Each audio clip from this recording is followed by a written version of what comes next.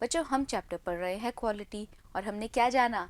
हमने जाना कि मिस्टर गेस्लर की एक छोटी सी दुकान है बहुत ही सजीले से हिस्से में लंदन के और हैं वो जर्मनी के। चलो और बातें करते हैं मिस्टर गेस्लर के बारे में इस चैप्टर के दूसरे भाग में। One went in not as into most shops but restfully as one enters a church। तो बच्चों लेखक बता रहा है कि जब कोई व्यक्ति इस दुकान के अंदर प्रवेश करता है उस तरीके से नहीं जैसे वो दूसरी दुकानों में प्रवेश करता है, पर जब कोई व्यक्ति प्रवेश करता है तो वो रेस्टफुली होता है, यानी कि बहुत शांति से प्रवेश करता है। जैसे कि कोई व्यक्ति चर्च के अंदर प्रवेश कर रहा हो। And sitting on the single wooden chair waited. और फिर वो व्यक्ति क्या करता था, जो भी प्रवेश करता था दुकान में जूते लेने के लिए, वो बैठ जाता था एक अकेली लकड़ी की चेयर पे और इंतज़ार करता था। A guttural sound and the tip tap of his slippers beating the narrow wooden stairs and he would stand before one without coat. और बच्चों फिर बोला गया है कि फिर एक आती थी एक गटरल साउंड, मतलब एक कंठस्थ सी आवाज़, और फिर टिप टैप की आवाज़ आती थी। जो अपन चप्पल पहनते हैं, जूते पहनते हैं, उसकी जो टिप टैप की आवाज़ आती है ना, वो आती थी। और फिर नैरो यानी कि संकीर्ण लकड़ी की सीढ़ियों से वो नीचे आते थे, मिस्टर गेस्लर नीचे आते थे बिना कोई कोट पहने हुए। अ लिटिल बेंट, वो जो मिस्टर गेस्लर थे थोड़े से झुके हुए थे। इन लेदर एप्रन, और वो पहने हुए होते थे चमड़े का एक एप्रन, तहबंद, विथ स्लीव्स टर्न्ड बैक, और उस तहबंद की जो स्लीव्स थी ना, बाहें थी, वो मोड़ी हुई थी। ब्लिंकिंग, और मिस्टर गेस्लर ऐसे पल के झपकाते थे जैसे कि if he awakened from some dream of boots, जैसे कि वो जाग गए हों जूतों के किसी सपने से। तो बच्चों लेखक ने बताया कि भाई मिस्टर गेस्लर किस प्रकार से प्रवेश करते थे जब भी कोई ग्राहक आता था, है ना। तो अब यहाँ पे देखिए हमने क्या क्या शब्द पढ़े। देखिए सबसे पहला है रेस्टफुली। रेस्टफुली मतलब शांति से। वेटेड यानी कि इंतज़ार किया। गटरल मतलब कंठस्थ। नैरो मतलब संकीर्ण। स्टेयर्स मतलब सीढ़ियाँ। बेंट मतलब झुका हुआ। लेदर यानी चमड़ा। एप्रन होता है तहबंद। स्लीव्स यानी आस्तीन। ब्लिंकिंग मतलब पलक झपकाते हुए। अवेकन्ड मतलब उठ गया। एंड आई वुड से, और फिर मैं बोलता था, how do you do mister Gessler, आप कैसे हैं mister Gessler. Could you make me a pair of Russian leather boots, क्या आप मेरे लिए एक जोड़ी रशिया के चमड़े के जूते बना सकते हैं। Without a word he would leave me retiring whence he come, और बिना कोई शब्द बोले वो वापस मेरे को छोड़ के चले जाते जैसे कि वो आए थे। और into other portion of the shop, और या फिर वो जाते उस दुकान के दूसरे हिस्से में। And I would continue to rest in the wooden chair, और फिर मैं वापस से आराम करता रहता उस लकड़ी की चेयर में।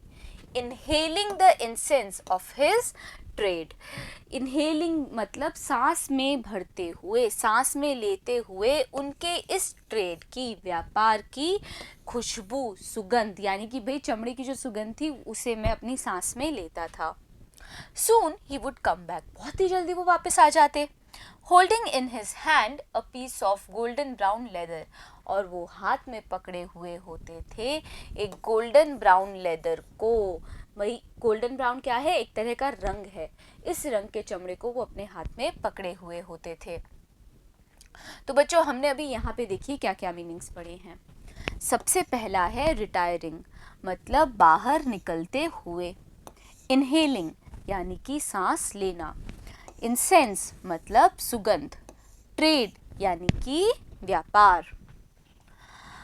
With eyes fixed on it he would remark, अब भाई उनकी जो आंखें थी वो उसी चमड़े पे टिकी होती थी, और फिर अपनी आंखें उसी चमड़े पे गड़ाए हुए वो पूछते थे, व्हाट अ ब्यूटीफुल पीस। अब बच्चों वो है तो जर्मन ना, असल में वो क्या बोल रहे हैं कि कितना ब्यूटीफुल नहीं है ये, असल में ये है ब्यूटीफुल।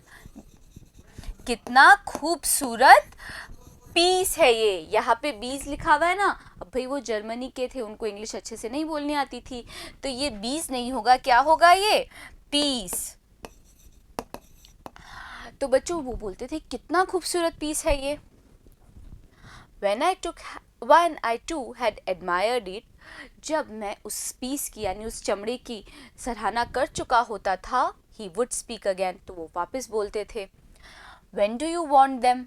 इसका मतलब क्या है, when do you मतलब तुम्हें कब, want नहीं होगा बच्चों, यहाँ पे असल में वो बोलना चाह रहे हैं want, कि आपको ये कब चाहिए, want them.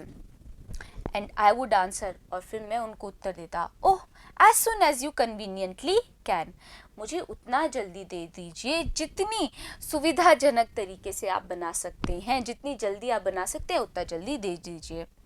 And he would say, और फिर वो कहते tomorrow fortnight, फिर वो बोलते कि भाई fortnight नहीं होगा यहाँ पे, असल में वो मिस्टर गेस्लर बोलना चाहते हैं कि भाई मैं एक फोर्टनाइट में यानी कि 15 दिन में दे दूं। और if he were his Elder brother, और अगर मिस्टर गेस्लर के बड़े भाई होते थे तो वो कहते थे आई विल आस्क माई ब्रूडर, मैं अपने ब्रूडर से मतलब मैं अपने ब्रदर से पूछूंगा कि कब आपको मैं वो जूते दे सकता हूँ। तो बच्चों यहाँ पे देखो हमने क्या क्या शब्द पढ़े। पहला है एडमायर्ड यानी कि सराहना की, फिर है कन्वीनियंटली मतलब आसानी से या फिर सुविधाजनक ढंग से।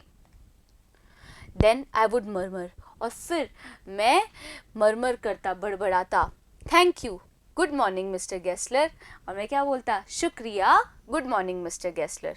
Good morning he would reply, और मिस्टर गेस्लर भी उत्तर देते good morning. Still looking at the leather in his hand, और वो अभी भी अपने हाथ में उस चमड़े को देख रहे होते थे। And as I move to the door, और जैसे ही मैं दरवाजे के पास जाता, I would hear the tip-tap of his slippers going up the stairs to his dream of boots. अब जब मैं जाने लगता था ना तो मुझे वापस से उनके जूतों की वो टिप टिप की आवाज़ आने लगती और ये पता चल जाता कि वो वापस से स्टेयर्स से ऊपर जा रहे हैं अपने उन जूतों के सपने में।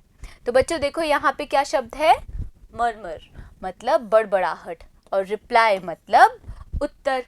और बच्चों ये तस्वीर देख रहे हो ना आप, चलो इस तस्वीर को भी देखते हैं। ये देखो यहाँ पे बैठा है लेखक उस लकड़ी की चेयर पे, और ये है मिस्टर गेस्लर जिन्होंने एक क्या पहना हुआ है बच्चों, ये जो पहना हुआ है उन्होंने वो है एक एप्रन मतलब तहबंद, और उनके हाथ में है एक बहुत बढ़िया सा चमड़ा। तो बच्चों अगले वीडियो में जानेंगे कि मिस्टर गेस्लर कितनी कठिनाइयों का सामना करते थे जूते बनाने में। बने रहिएगा मेरे साथ, मिलते हैं अगले वीडियो में।